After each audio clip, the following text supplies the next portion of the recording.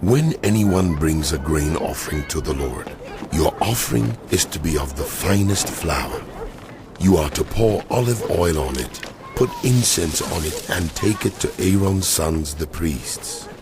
The priest shall take a handful of the flour and oil, together with all the incense, and burn this as a memorial portion on the altar, a food offering, an aroma pleasing to the Lord. The rest of the grain offering belongs to Aaron and his sons. It is a most holy part of the food offering presented to the Lord.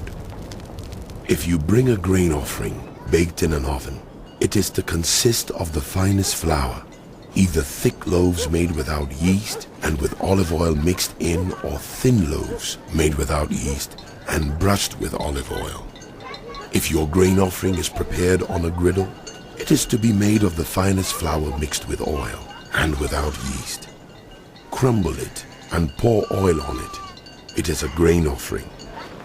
If your grain offering is cooked in a pan, it is to be made of the finest flour and some olive oil. Bring the grain offering made of these things to the Lord. Present it to the priest, who shall take it to the altar. He shall take out the memorial portion from the grain offering and burn it on the altar as a food offering, an aroma pleasing to the Lord.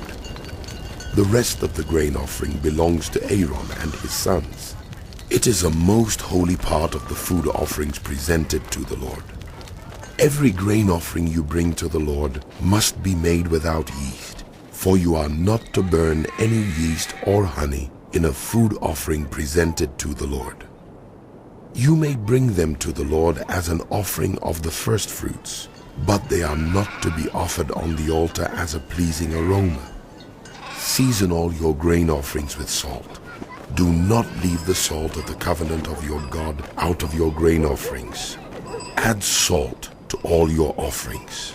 If you bring a grain offering of first fruits to the Lord, offer crushed heads of new grain roasted in the fire. Put oil and incense on it.